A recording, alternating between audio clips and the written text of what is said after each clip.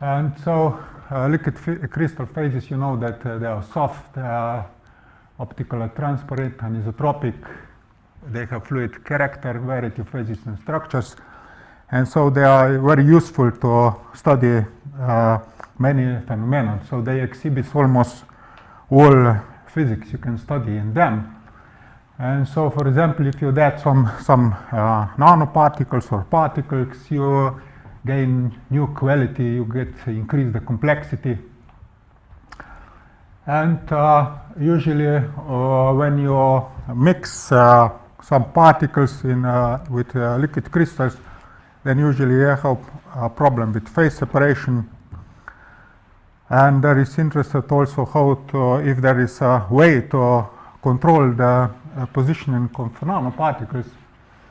And one possible way which we are exploring with my colleagues is to exploit topological defects in liquid crystal for this purpose. And so in lecture I will first tell something general about topological defects in liquid crystal, which is very simple. Then I will move to impact of geometry, and this is the study that we have done in 2 dimensions. Afterwards, I will say something about interaction of nanoparticles in 3-dimensional system liquid crystal conclusion. And this is for our perspective how things work. So if you have topological, so if you have liquid crystals, and so you have some symmetry basing phase transition, and so if you are describing in with order parameter, it has basically two components. One is amplitude and one phase. So amplitude is the hard component, and so it has unique value at each point.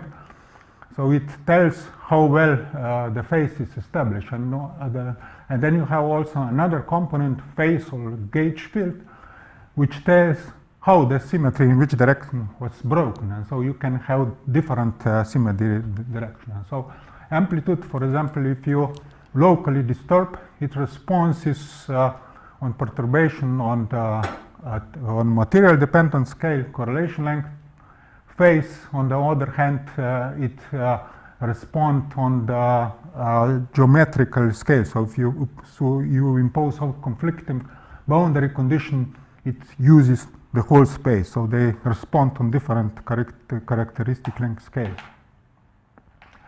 Just have an example. So if you have pneumatic ordering in this simplest presentation you describe by director field. This is the gauge field which tells how the symmetry is breaking, and S is this amplitude which tells how well is system aligned. So if you have translational order, then this amplitude is eta, which tells how well a layer pronounced on phi. This is some symmetry breaking field, is the phase. And so this gauge component gives rise to topological defects. So they are very often displayed. For example, let me just give an example. If you have transition from isotropic phase in isotropic pneumatic transition, so you have isotropic symmetry, and when then you go to the pneumatic phase, then the symmetry is broken in one direction. But you can break in other directions, so you have other options. And so for this reason, because if you do, for example, phase transition fast enough, then you get a domain type structure. So in different areas, the defects, the gauge field is oriented in different direction.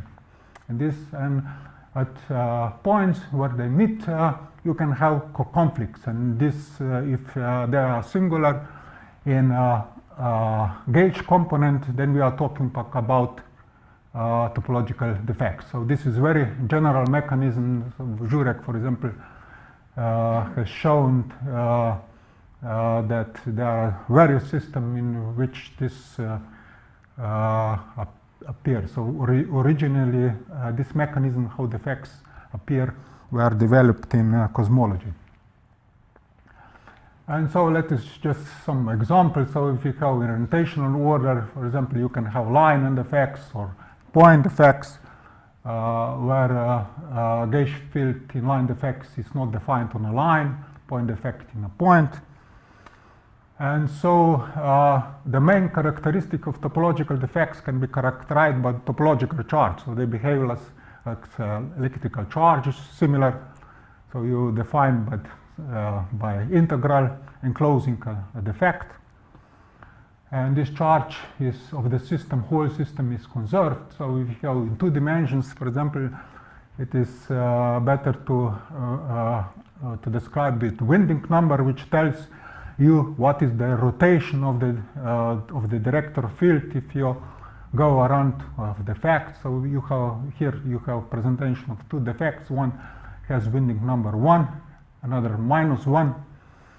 And so we have very, as you will see in the in the following, they behave similar charges. So if you have defect with opposite charge, they attract each other and then they can annulate into the defectless state. So the topological, if you have large topological charges or winding numbers, this is costly, so the system would like to have low topological charges or winding number. So this is just some example. If you have defect in a pneumatic director field, then you have singularity in the pneumatic director field, and usually you avoid this locally by melting, or in most cases in liquid crystal the phases locally the phase enters biaxial phase. And in lower case you have an example on edge dislocation, for example, then where you have a singularity in smectic layers. And so defects are very costly, and so the system would like to get rid of them. So usually, for example, if you quench the system, you get a lot of defects, and then you see, for example, this is just 2 pairs of defects plus minus.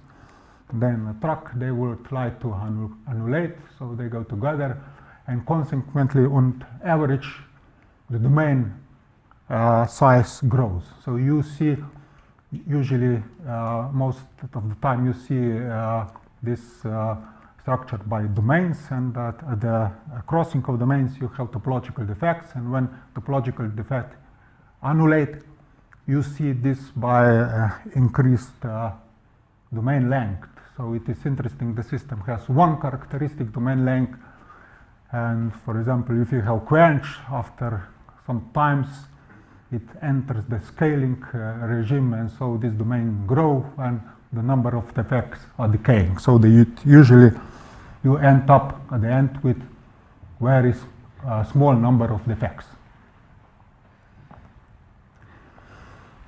And then arises a question, I would like to stabilize larger number of defects. How can I do this? So one way is that you do energetically by exploiting chirality. For example, if you have non-chiral system, then you have, for example, typically such a sequence, isotropic, you reduce pneumatic, smectic, this is thermotropic liquid crystal.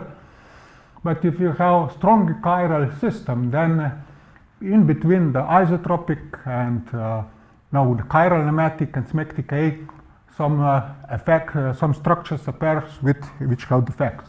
For example, you can have blue phases which have disclinations of 1/2, or between the cholesteric and smectic A, you can get twist grain boundary phase. So this phase has smectic layers, but smectic layering is incompatible with twists. So it incorporates the twist, such the layer just are twisting. You have blocks of smectic and they are twisting with respect to each other. But you have to insert a lattice of screw dislocation to enable this. And so you can also enforce defects by imposing some geometrical frustration. For example, this is in smectic.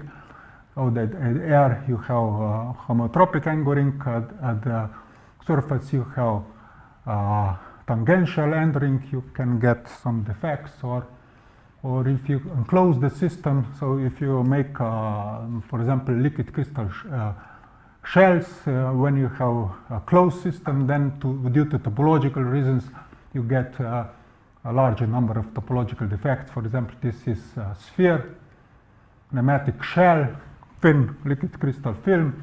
You see you have 4 defects.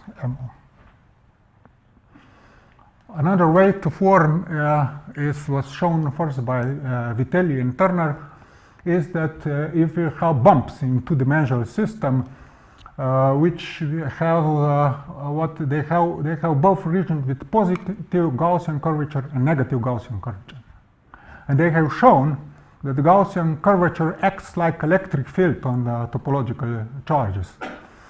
And so if you have strong enough these curvatures, you can get unbinding of defects. So if you have, you will see in the following, if you have some such bump, so you have to have positive and negative curvature, then you can trigger unbinding of defects. So by playing with curvature in two-dimensional system, you can get a lot of defects.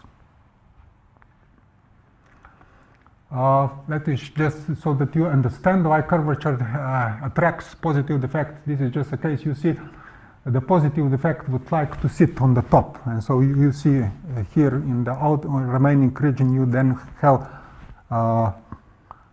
this parallel alignment. So this is just an illustration why positive defects would like to go to positive curvature. Okay, then if you add nanoparticles, you can also stabilize defects. This is just an example. For example, if you have some escape, so-called escape radial structure, so you have 2 defects in a cylinder, +1, -1. For example, you can have such a structure, and so you have -1, +1, -1, +1, and this whole structure has total topological winding number in one plane has 0, so it is equivalent to a system without charges, and so this defect can annulate. So -1 meets with +1, and then annulate, and you finish with such a structure. But if you insert a nanoparticle which strongly disrupt the director field, for example, that they act locally as a sub-defect, then you cannot, you see in this case, you cannot get rid of topological defects. You get topological pars. And so, but I will be talking about cases when nanoparticles do not strongly disrupt the director field, but go towards the defects, course of defects, and they stabilize the structure. I will show you this in the following. Okay, let us show you our work in this respect. First, we were interested about the impact of geometry on defects in 2 dimensions. So originally we wanted to study pneumatic shells. So these are thin films, so liquid crystals on a closed surface. And so this is some, if you treat this three-dimensional, this is a way how to parameterize the system. So this is pneumatic order parameter tensor, and this parameterization, for example, allows only rotation in E1, E2 plane, so that one eigenvalue is all the time fixed. And so you can, so if you rewrite this in uniaxial limit, you see how this Q's are related to order parameter and rotation. And so you can decompose this tensor in 2 parts. So this is three-dimensional. You can decompose in uniaxial part and one which called two-dimensional tensor. So this is the composition. And so we took into account this another part. So we said that this first part is constant, it does not vary. And we use this part of the tensor, and we mimic the free energy density derivation three-dimensional case when we form all the invariants that can be formed from this tensor. And so we neglect this first isotropic part, uniaxial part, which just take into account this two-dimensional. And so this is some, we constructed some minimal model which gives insight how the system in this nematic shells behave. So this is just a minimal model because we are still working on this, improving this theory, and Epifanio and Ricardo have shown if you go from three-dimensional to two-dimensional, so there's some additional terms appear, but this term, the effect of these terms I will not show here because we are still working on this. And let me just show the results. So first we check this in how it works in spherical topology because results were previously already derived by Vitelli and Nelson. And so we reproduce their result. So you have 4 defects with winding number 1/2. So this is in UV plane, so these are angles, so that you see you have 4 defects. At places of defects, the melting is, the ordering is melted. So you have 4 defects with winding number 1/2. So this simulation, we reproduce the results in the vector field done by Vitelli.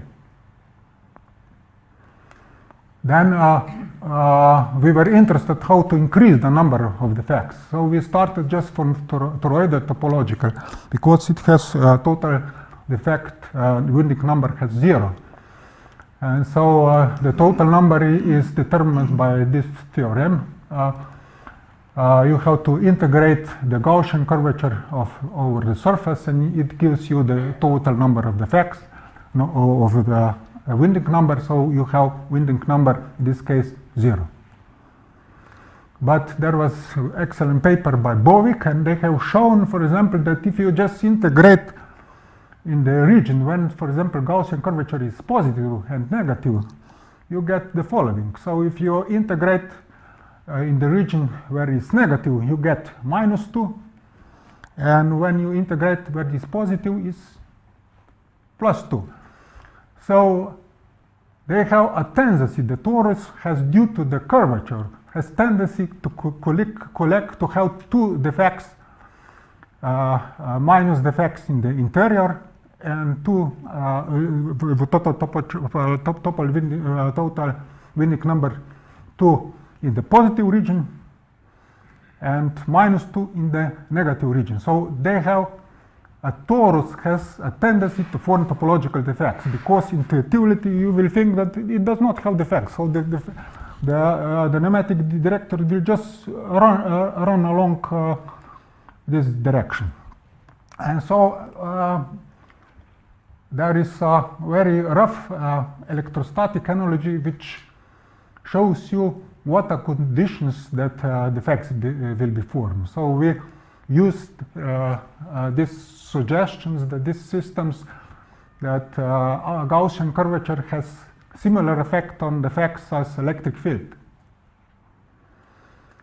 So let us make this analogy. So if you have 2-dimensional system in electrostatics, then you know that that if you have two charges, then in 2 dimensions, then the interaction is logarithm of distance, and force is 1/ρ.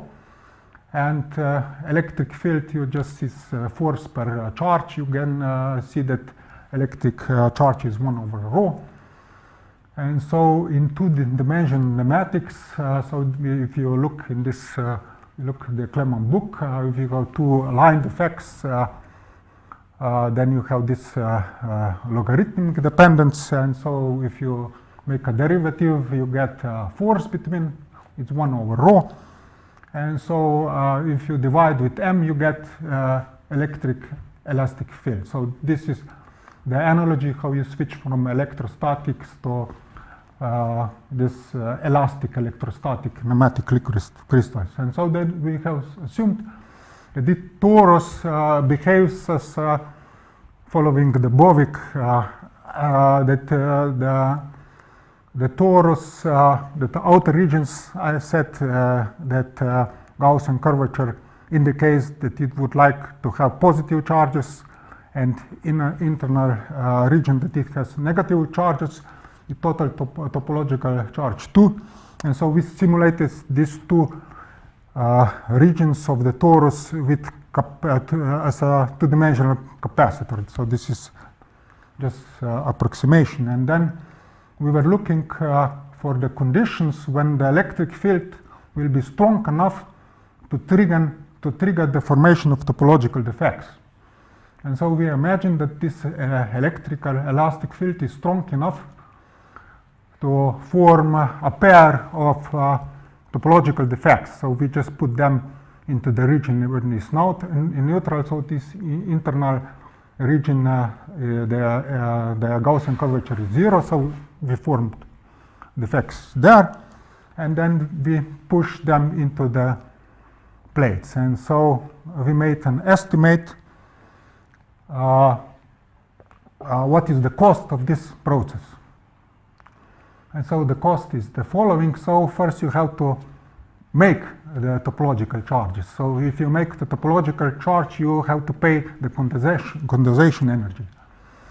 Then you have to separate two defects. If you have to separate them, then you have to move them apart in their mutual elastic field. So this is this penalty that you have to do.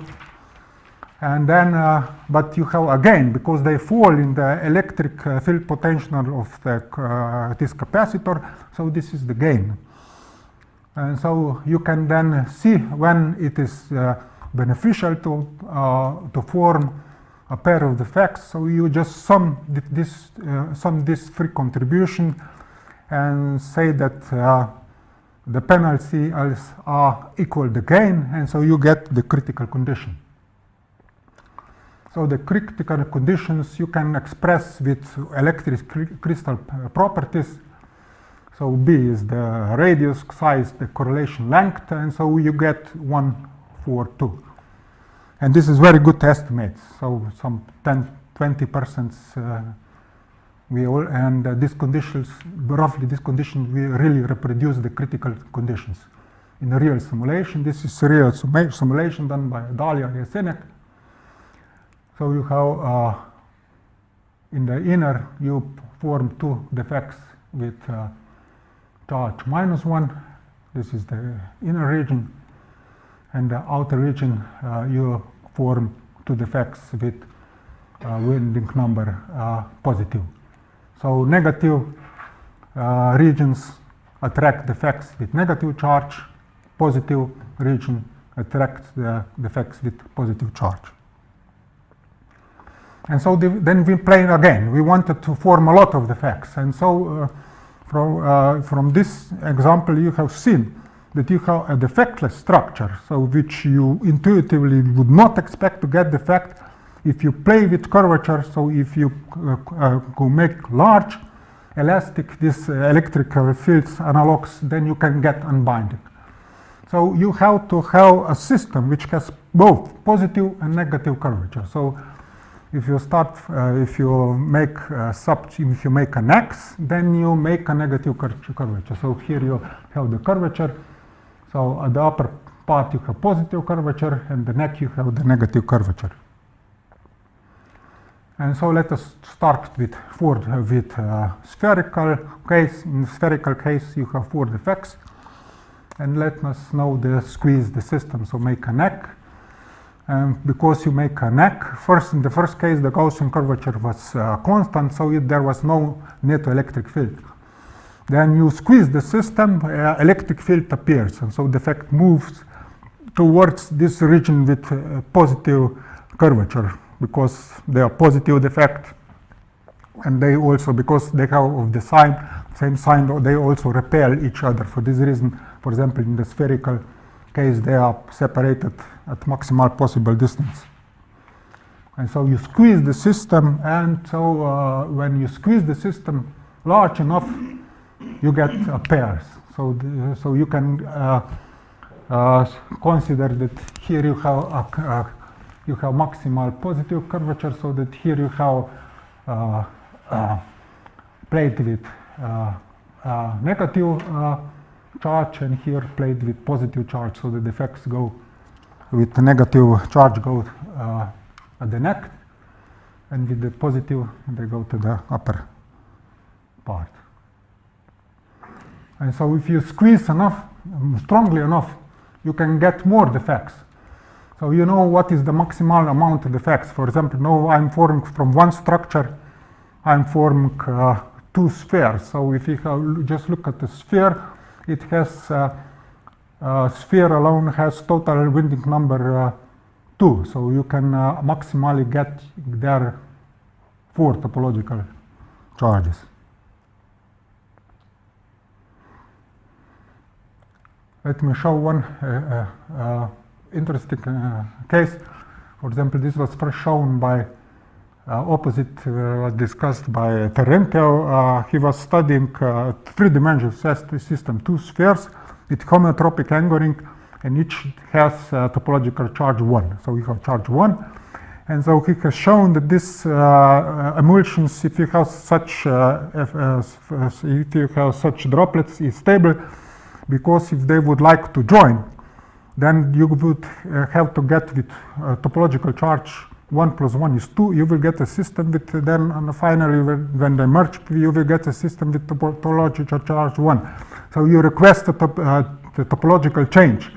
So for this reason, this is costly. They do not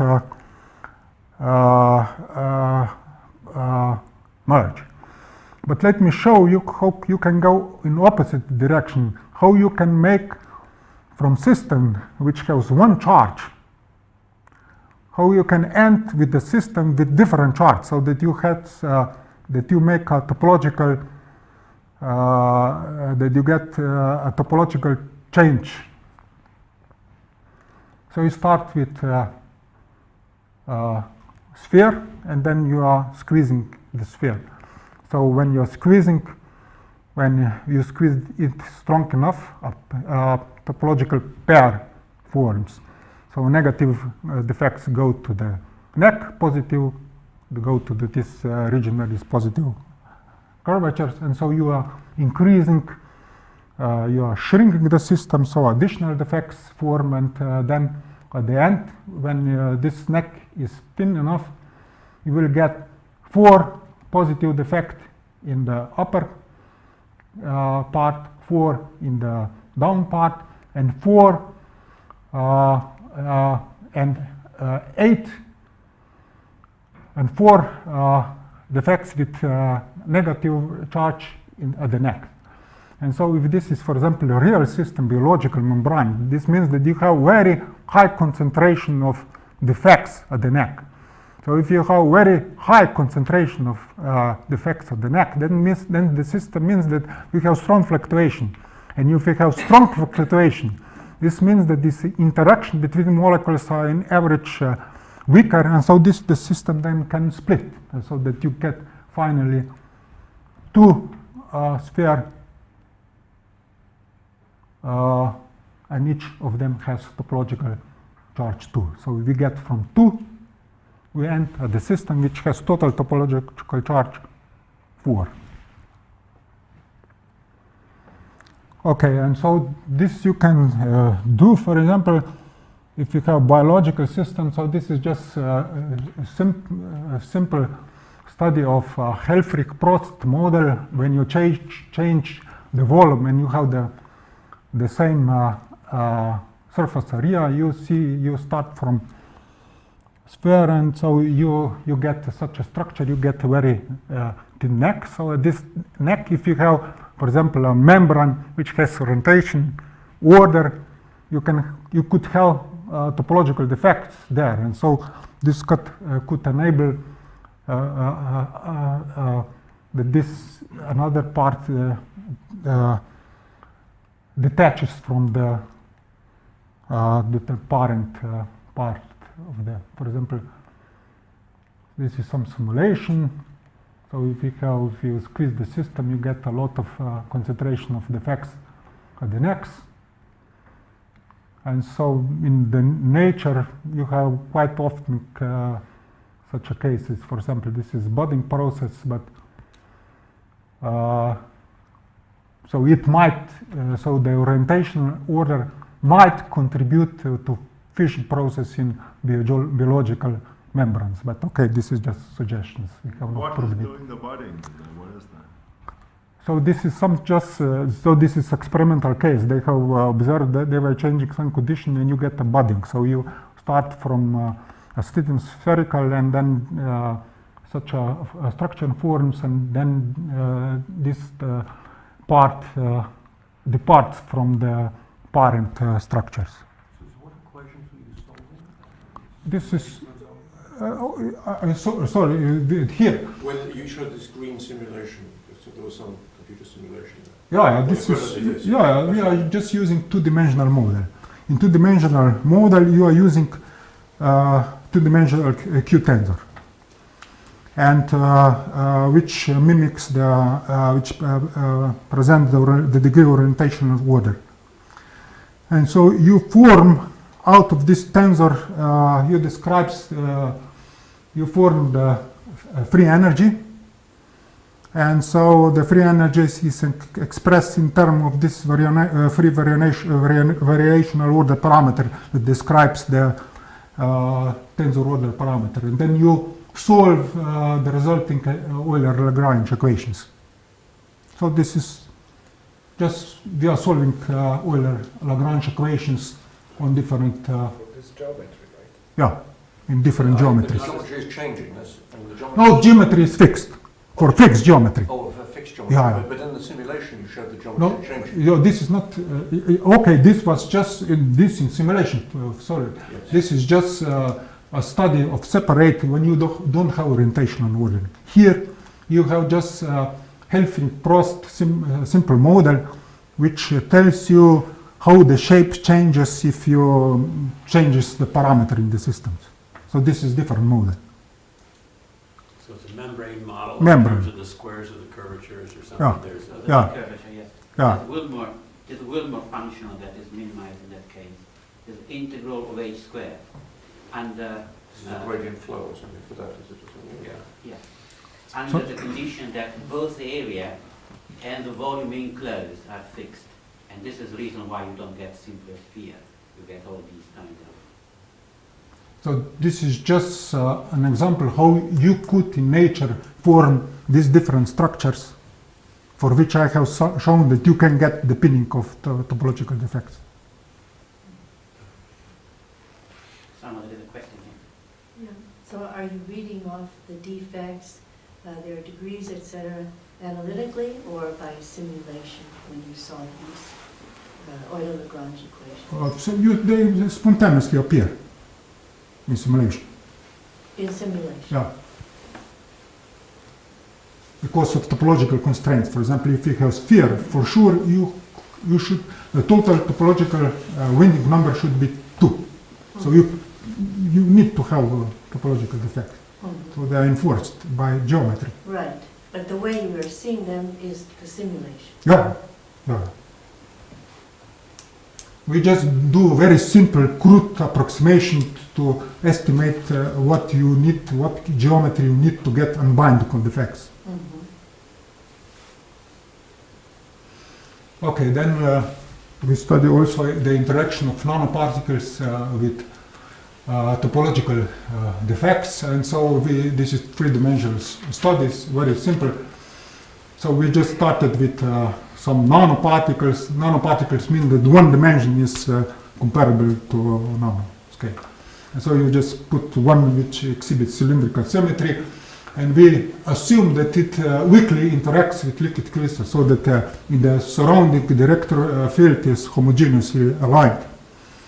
And so then we assume that it enforces at the surfaces some kind of local field. So this is the form, for example, if you have electric field, then you will have this Q tensor, and this is electric field. And so in the case of the surface, this is the normal, and this is the normal, so that the surface locally affects some local field. And then we just integrate the upper part and lateral part, and so we integrate this interaction. And so if you integrate, it is important, what is just important, that you get what is this interaction of the nanoparticle with liquid crystal, how does depend on the angle. This is important. How does depend the interaction on the angle? And we assume that you have homogeneous liquid crystal alignment. So just before you go on, why did the lateral part scale as the square of the radius? Sorry?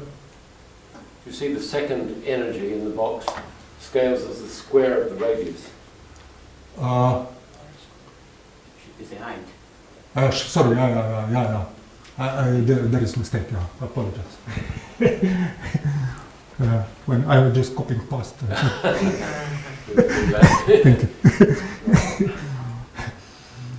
So then you just you can calculate the order parameter of the nanoparticle. So because you have this angle dependent, you just do a simple integration. So P2 is the Legendre polynomial. So this is the angle between a nanoparticle symmetry axis and a liquid crystal alignment. So you can integrate this, and then you get some complicated function. But if you assume that this sigma is small, for example, you could get this sigma small if you assume that this interaction field is weak.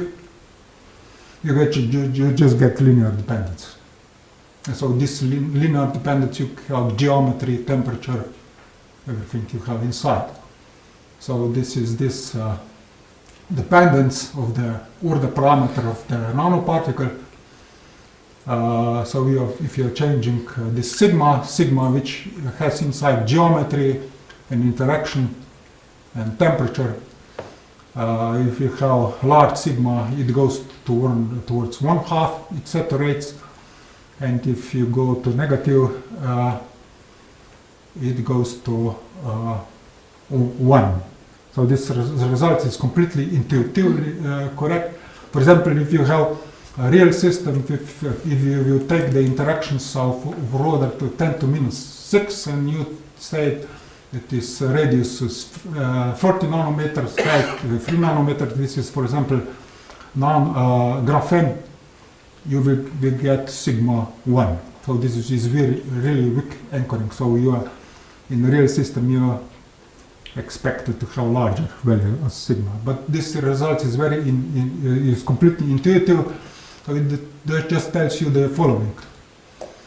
If V is positive, then the molecules, this field is positive, then they would like to minimize the interaction. They would like to set perpendicular to axis, so you will have such alignment. And in this case, the order parameter over the parameter of the nanoparticles would be negative, and in other case you will have positive. So it is completely intuitive. You could guess this, but what is important, you know how you can control this, which parameters are necessary to be in this strong alignment regime.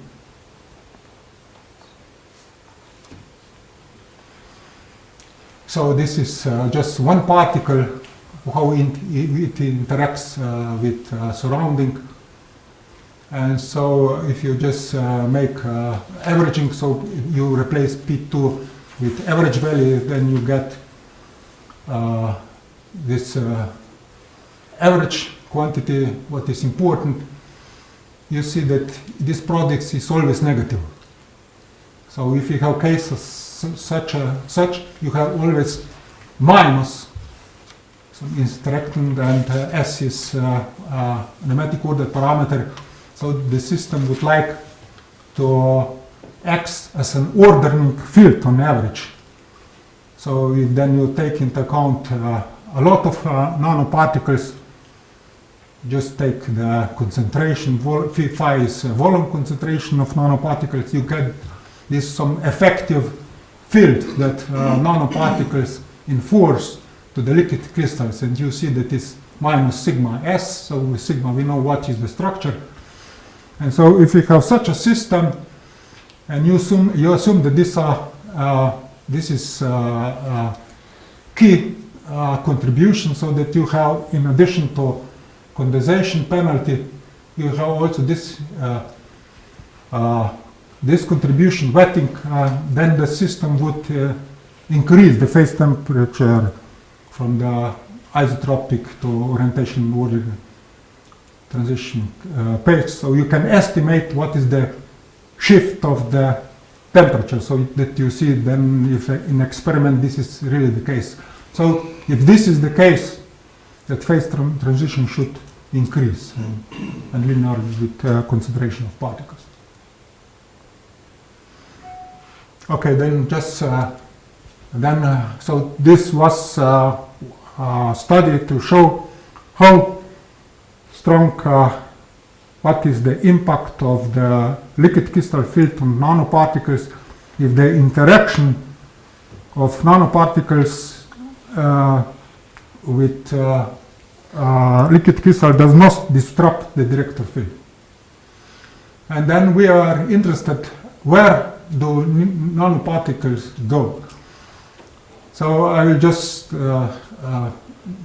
show you the essence of the study. So because we used a simple geometry which has 3 attractive points. So we used a hybrid cell, and if you look at this hybrid cell, you enforce here topological defects, and here you have homotropic angering. And so if you have such a condition, we have shown in some previous study that here boson forms, and this boson is such, so this is cylindrical symmetric structure, that you have here a melted point. So only this is important. So if you have such a system, you have somewhere here you have melted point, here you have radial configuration, and here you have homogeneous interaction. And so we put a nanoparticle, a particle here, and we were interested what forces would it feel. So if you put here, if you change its directions along the axis. So this was developed by in Pavia group. They developed so that Q tensor from Q tensor you can calculate the free energy, and from free energy you can calculate what is the force of nanoparticles. And so I was just using their derivation to calculate what is the force on a nanoparticle. And so result is completely intuitive, but it's important. This is the force on a nanoparticle. It tells you the following. So so this is the top of the top of the cell where you have radial configuration. This is bottom, and here you have homogeneous, and here you have at this point you have this melted point. And so we have put radial particle so that it forces radial configuration. We have seen that force pushes him on the top, so that it would like to be here. So if it has homogeneous, you enforce homogeneous, it would the force would like to push it down, so it would like to be here. And if you enforce a nanoparticle that this is melted, it would like to go at the point where you have melted region. So what does it tell? This is completely intuitive result.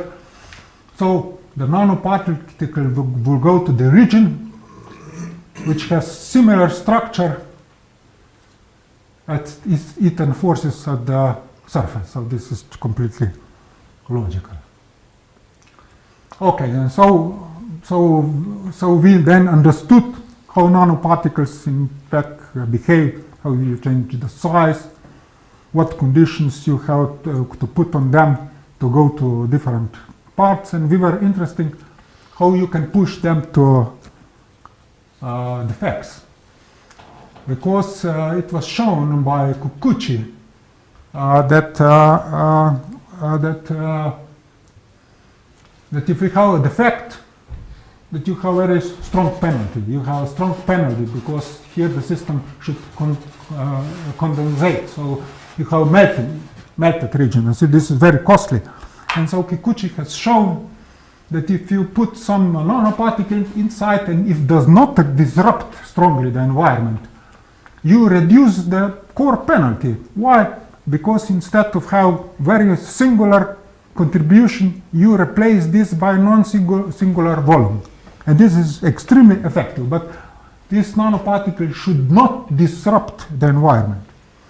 And so that we were using some nanoparticles, we have put nanoparticles which have flexible chains. If they have flexible chains, they don't disrupt very much liquid crystal ordering because they adapt to surrounding field, and because if they have flexible chains, if they go to the core of the defects, so it's some similar, so it does not disrupt much the core structure. And so we were interested in the following. We were interested if you put such nanoparticles into chiral smectic phase, could you stabilize the TGB phase? So this is just the estimates.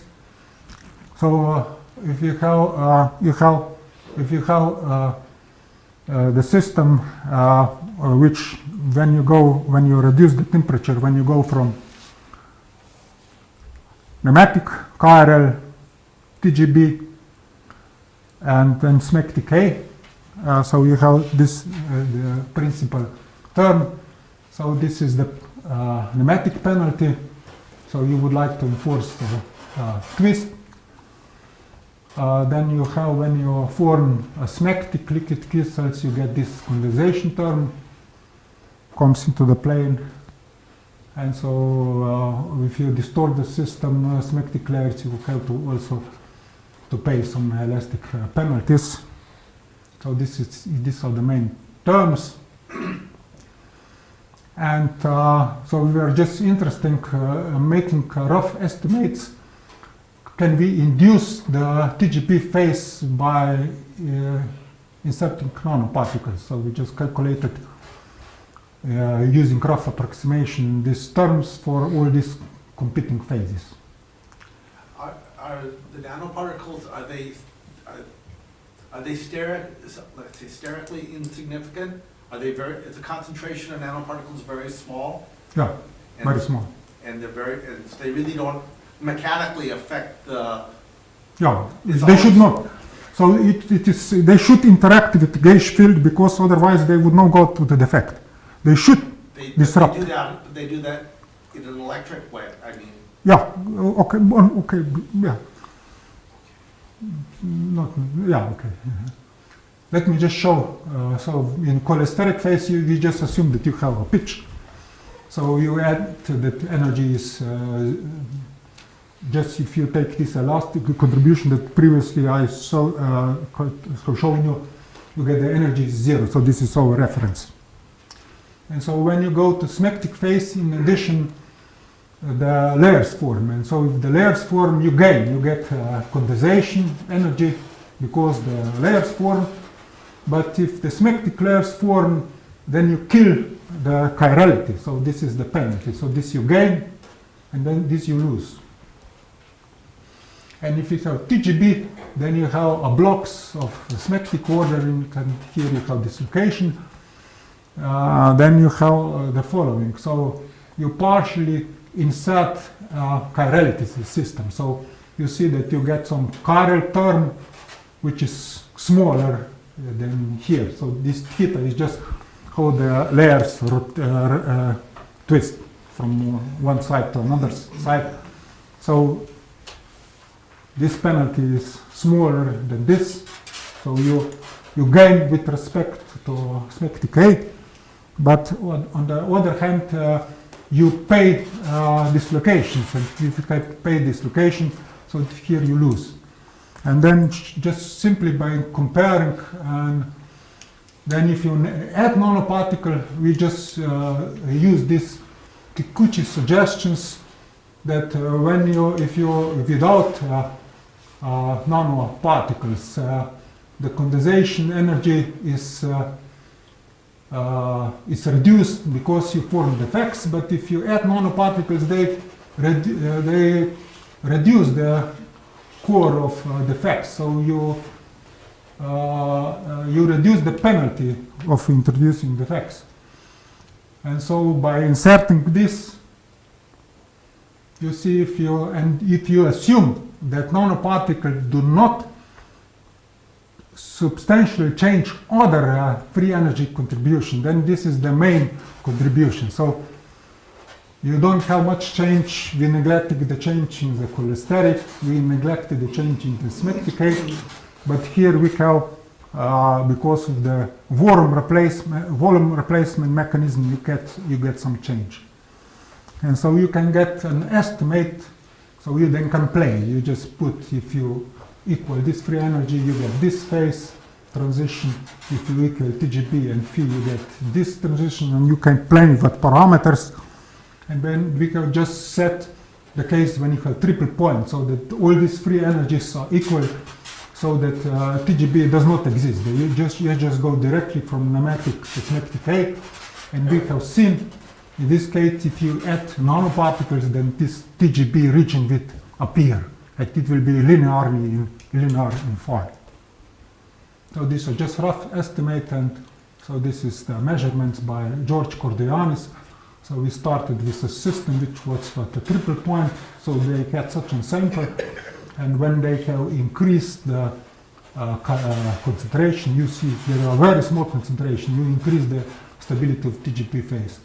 And it is the same mechanism applies also for blue phases. It is very analogous. So we use basically same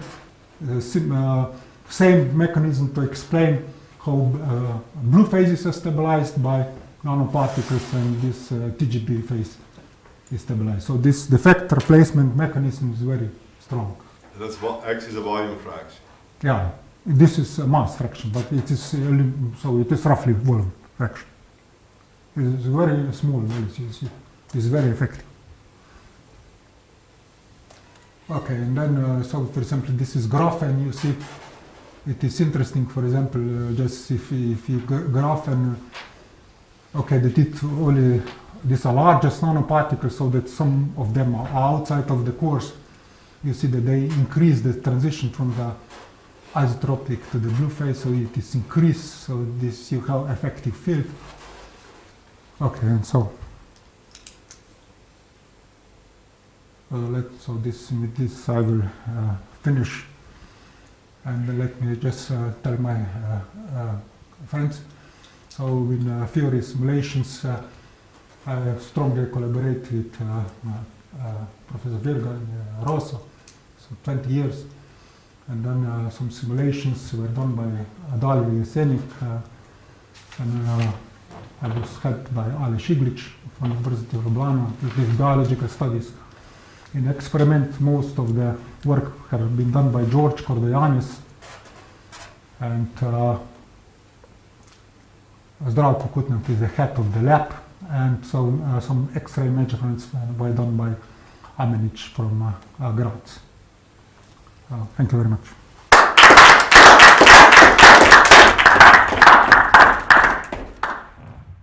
Well, other questions?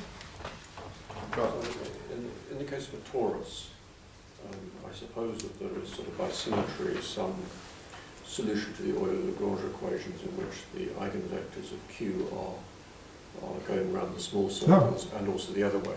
Yeah. Now, is that a local minimizer of, I mean, in terms of the simulations, is that a local minimizer of, or is it unstable? In other words, if you do the simulations and you Yeah, when we there, do simulation, if you make a very fat tori, so that you squeeze the system very much, these solutions fall out. So it's from simulation. It seems that it's not local. and so you get a pair of sort of Yeah. defects. Yeah. Sort of And when indicating where the curvature is zero, is that right or not? No, the defects go, so the minus defects go to the region when you have. But when it goes unstable, I mean, how does it go unstable? Does it go? They directly appear at positive curvature and a negative curvature. So when they appear, directly appear. So we have not caught in intermediate states. So that so when you have the defect, so if this is a torus.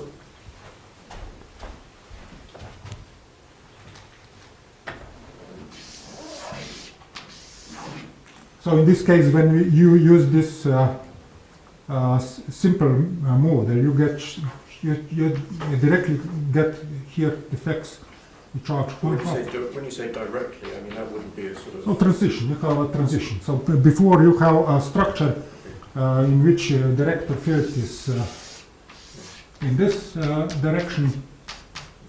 Then when you are squeezing the system, you see the system is distorting, and then this pair of defects appear in a way in a first order transition. So you have hysteresis. For example, when you are changing this, for example, this radius, when you are changing, when you have some critical value, you get the defects. So when you go in other directions, this defect persists. So you have a first order type of transition. First order? Yeah. But then at the bifurcation, they must nucleate at some, so the actual Yeah. bifurcation, they must nucleate at Yeah. a point and split.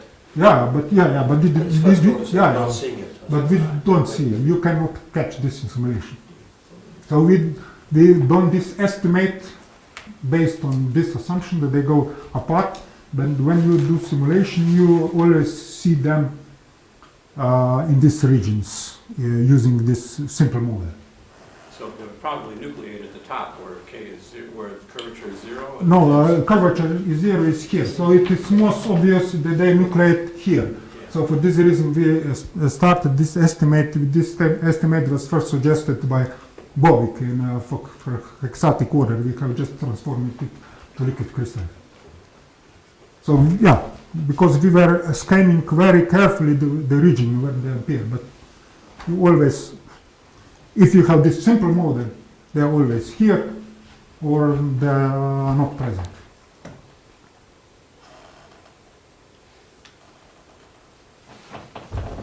Any other question? I've got another question. I was completely. Could you go right back to the beginning where you started talking about domains? Could you just put Yeah. a picture right at the very beginning? Mhm. So this is, I mean, you explained that in a way sort of analogous to polycrystals in Yeah. solids. You know, Uh-huh. in one part you've got a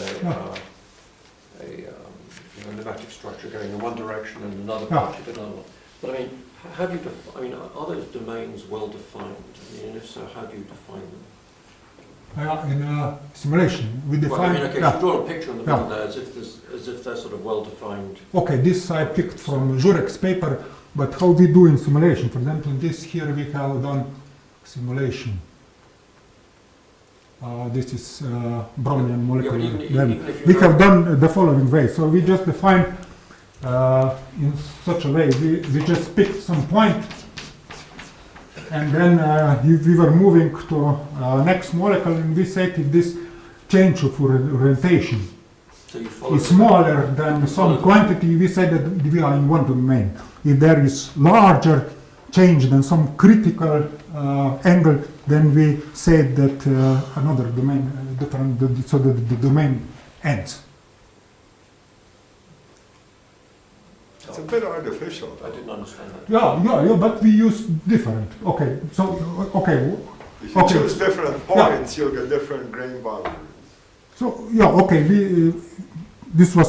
there were 3 different methods how we measure this. So this result is known, so we could get then the scaling. So first method was geometrical. So you started 1,000 different points, for example, and then you just go from one molecule, you go one direction, and when this change of theta was larger than critical, then we stopped. We said this was one way. Another way was by studying correlation function. You defined the correlation function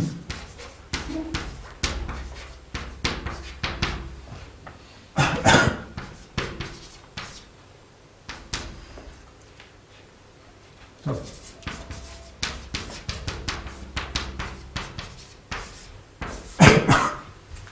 and so we studied as a function of R, of separation, so how they are correlated. And so if you calculate this correlation function as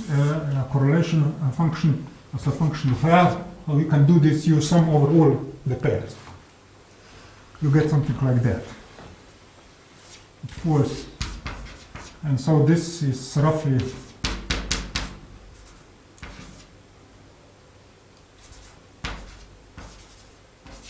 exponential, and so from this you can extract what the domain. Right. And so this is the another, and then the third we just use this. This was suggested from other field of physics, that you can make an estimate in which this domain size inversion proportional to departures of the free energy from the homogeneous case. So there is some simple derivation which says that you have this property, and in all 3 cases we get the same dependence. Squared, maybe. Yeah. Yeah, do you get the same ambiguity? That's to get the graph on the left. Yeah. Yeah, but what about the picture on the right? Is that a well-defined? Okay. Now this my colleague then indicated the boundaries, so it might be misleading. Okay, because I was not paying. Okay. Apologize. Okay. I just picked it because he colored the boundaries. This is my colleague Repnik. So because we were doing paper for educational purposes. Okay, but okay, you're right. Because it's a kind of stupid thing, but whenever I see these pictures with all these arrows, I always want to connect them with lines, as if and follow some vector field. But they're never presented like that. And yeah, when you have domain boundaries, there is a very large probability that topological defects form. So at the boundaries, you form topological defects, and the Kubrick has shown that they form in a pair. So you have plus, then it's a larger probability that you will have minus. You have plus, minus, things like that. You have a lot of defects, and then annulate. And then when annulate, it enables you visually that on average the domain grows. But it's interesting if you quench the system very fast, so that first you get a more complicated structure. You have a large distribution of domains. You form 2 kinds of domains, and one of these branches develops into this branch, and another gradually decays with time. Tony? Yeah, just a curiosity, even though it's not central in your presentation, but the pictures you were showing with surface evolving according to the lipid bilayer model, right? That you have free and the pneumatic. Are there examples of pneumatic, physically realizable examples of pneumatic membranes, say, not shells, but yeah. So if you look some papers, for example, it was so they have shown it was a paper I've forgotten, but in 70s by Lubensky, and he has shown, for example, if you have some biological system, you can have orientation order. For example, if you have some layers, biological systems, so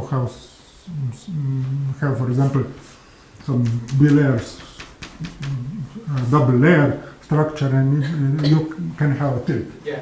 And if you have a tilt, this plays then the role in our case of this rotational ordering. And so they were first to show that if you have this phase transition, if you don't have a transitional ordering, they have shown that you have such a, I think, such a structure, and when the orientational ordering forms, then the membrane structure changes.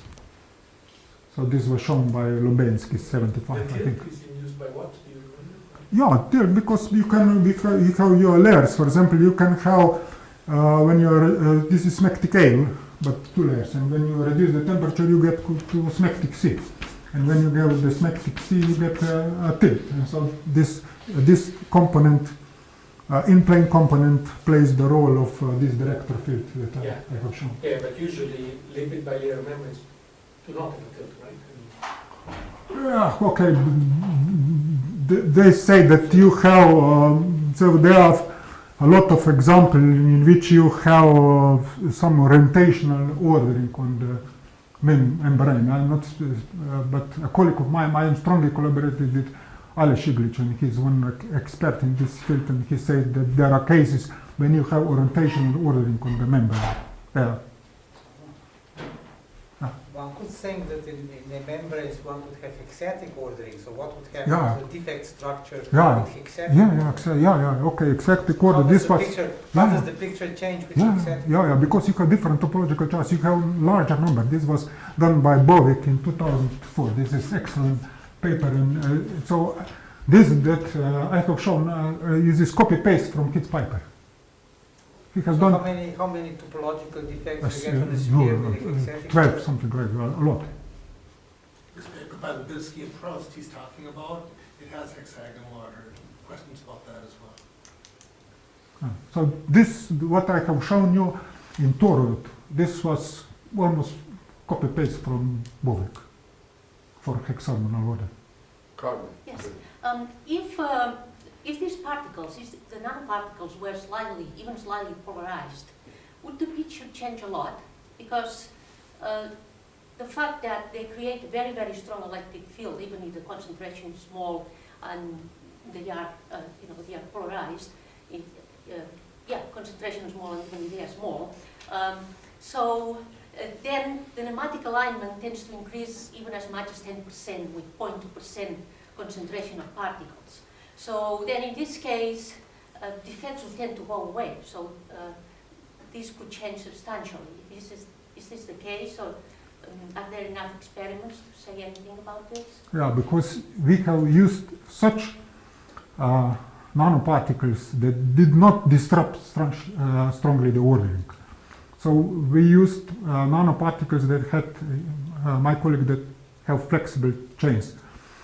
And so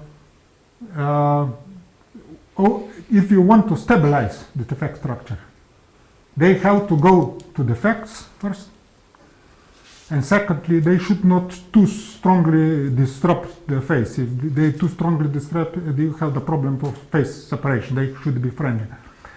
But they should, in the beginning stage, they should disrupt the system in such a way that they enforce long-range forces in the system. This is necessary.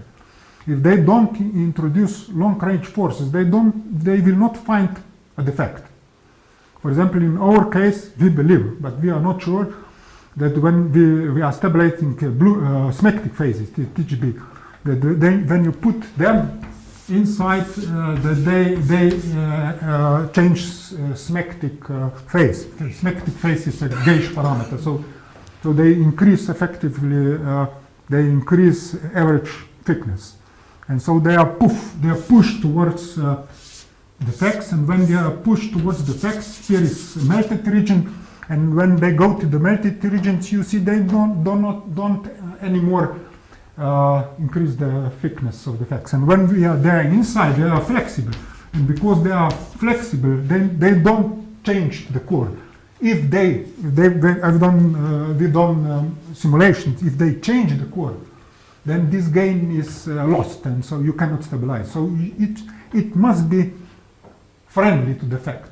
So if it enforces some field ordering, it would be bad. So they may not want to go in a core. If Probably not, they will not go. But on the other hand, they might prevent defects. For example, Epiphanius' result that you have the cylinder and the forces that are acting on the cylinder. In one situation, you have a defect, say, in the top, and the other situation is completely conjectural, one thing is completely entropic. So with slight polarization, probably you wouldn't see that. You wouldn't see the situation of defect, with defect. Yeah. Any more questions? So on the one hand, your nanoparticles are inert. They aren't, but you're saying there is something in them that are making them go towards the core. What is that? They should disrupt this gauge field. So if you have a blue phase, it should disrupt the director field. And if you are in smectic phase, it should disrupt the smectic layer. So if you have uniform structure, you have QZ, and they should disrupt, because this, if you disrupt this field, they usually deform on the scale that is available to them. So you get long-range forces in the system. It's the following. Let me just show you a simple example. So we have this. The system will go something like that. And so if you increase the distance, it will go the same. So the solution scales. So you see what size you have enforced the system, and it uses the whole distance. The same is for same smectic. For example, that you enforce different distance, layer distance on the surface than in the side. You get this chevron structure. And so if you scale the system, the solution is all this time the same. So it adopts to the available geometry. So if we have a defect, then this is the distance between defect and defect and nanoparticle. I have a question. I didn't understand the birds. Can you explain the birds? Yeah, because they were shitting. So this is universal principle. Sorry. So this is a boss, and so it's shitting. So you see, if you go down, they have more shit. So this is some universal law in nature. So I wanted to stress the universality. I see. Very good. Any other questions?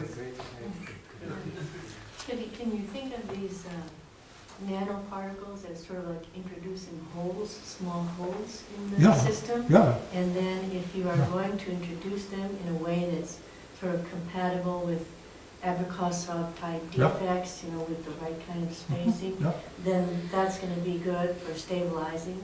And if you do something else, then you should reduce condensation free energy penalty. So if you have a defect, you have melted region, and this is expensive. And if you put the nanoparticles, you don't pay this. This is decimate. This is cooked by Kukuchi. And this is very powerful. So you increase the stability of these phases by small, you add small concentrations, so really small, under this region, and Prof, you have factor 5. For example, blue phases are very interesting for application, but they have stability range is just 2 Kelvin. And so they increased for a factor of 10. So this is George Cordeanis case of pushing different particles, graphene, cadmium, different particles. He's systematically exploring these effects. It depends on the boundary condition on the particle surface. Yeah, it should be. So it is important. They should not disrupt. So all what my colleagues are doing, for example, they put flexible chains, and these flexible chains then adopt to the environment. For example, it's like a kind of natural boundary condition. It doesn't. You can adopt any. So it's as if you had a free boundary. They have to treat them. So if you don't treat that, you get, it is awfully difficult to avoid phase separation. And it is interesting, so if you have graphene, it stabilizes blue phase 1. If you have these small particles which have strong fluctuation, it stabilizes blue phase 3. So if you have some large particle which does not have fluctuations, it seems that if you have a defect, that it is placed something like that. And so if you have a line defect, then you have 1/2 defect. It is something like that. So this means that at this site of nanoparticles you have such orientation field, and another part of nanoparticle you have this orientation, you have opposite orientation field. But because it is adaptive, this then stabilizes it. So I would like to say it is very important that you have flexible chains. If you have flexible chains, they adapt to the existing surroundings field. Okay, very good. Well, thanks, Samo, again.